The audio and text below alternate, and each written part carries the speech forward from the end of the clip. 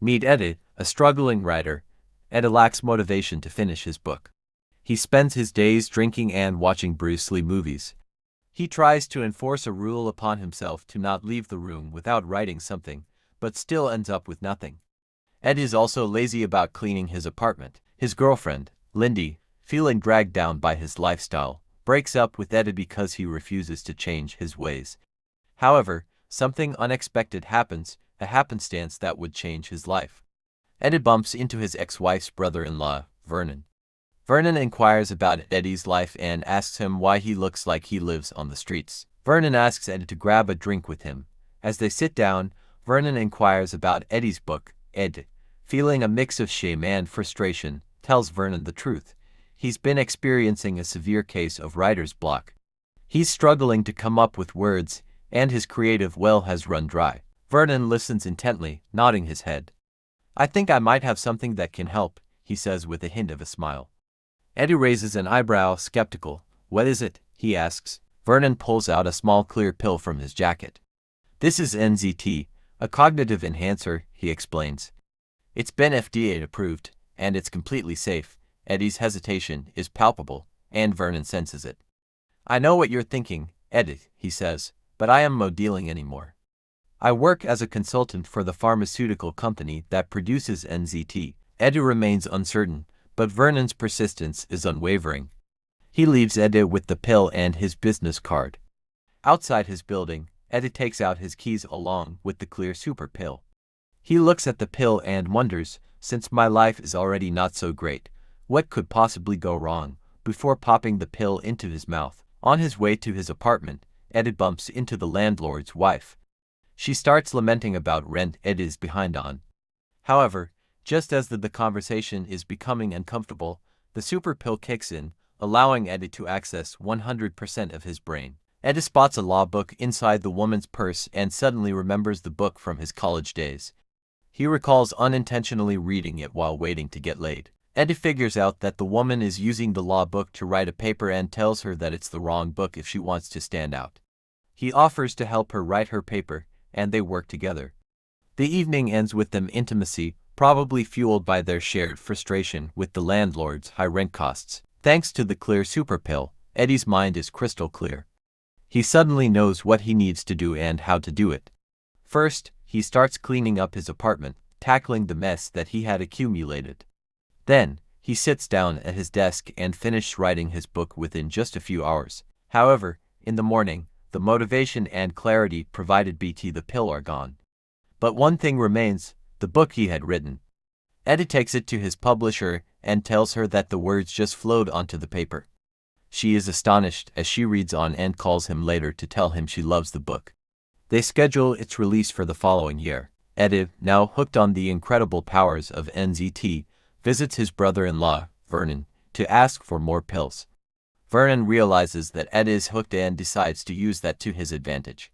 He starts using Ed as his errand boy, sending him to buy lunch and pick up dry cleaning. However, when Eddie returns, he finds something shocking, Vernon's lifeless body on the couch. Eddie calls the police and quickly pieces together what might have transpired. He realizes that whoever murdered Vernon was probably searching for the same thing, the NZT pills. Ed searches the apartment and eventually finds the stash of pills. He starts taking one pill a day, and the results are astonishing. He transforms his image, writes book after book, learns the piano in less than 3 days, and even learns new languages. Eddie has become limitless once again. Eddie's limitless life still didn't feel enough, so he sought change. He stopped writing and started day trading. He easily made new friends, and his anxiety and shyness vanished. However, Eddie felt he was moving too slowly. He borrowed $100,000 from a shady loan shark to trade with bigger money. Using his new connections, he landed a job as a day trader. In just 10 days, he became the first person to make $2 million.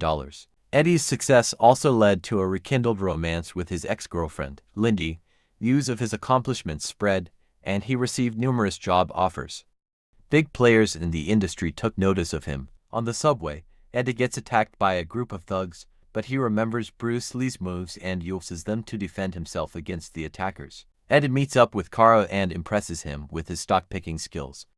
Carl decides to hire him and tasks Eddie with helping facilitate a merger.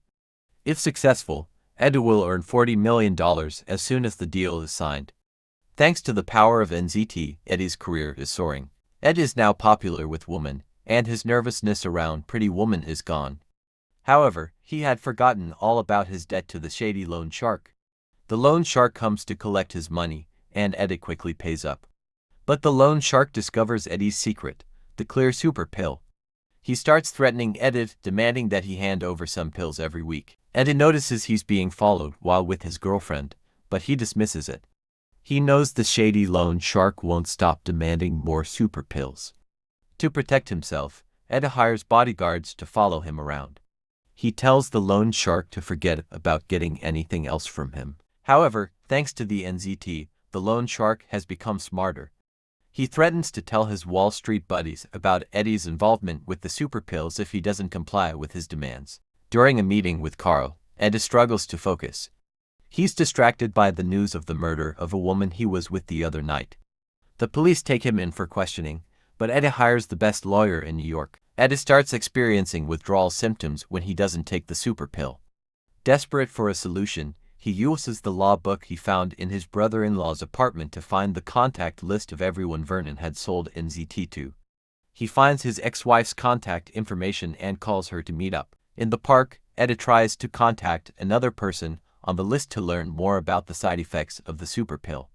However, the stalker answers the phone, and when he realizes Eddie's the one who called, he chases Eddie. Eddie meets up with his ex-wife, who reveals that she also took NZT in the past.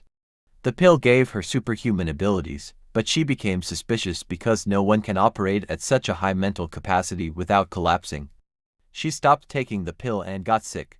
She advises Eddie not to stop taking the pill entirely but dial down his dose. Eddie collapses in his girlfriend's office and confesses the truth about his sudden brilliance.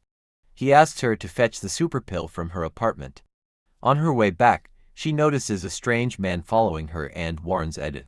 He tells her to take the super pill, saying it will help her think her way out of the situation. She takes the pill and manages to escape the man. Eddie realizes he'll soon run out of the NZT pill, so he finds a scientist and promises to pay him millions to reverse engineer the pill. Eddie continues working on the merger with Carl.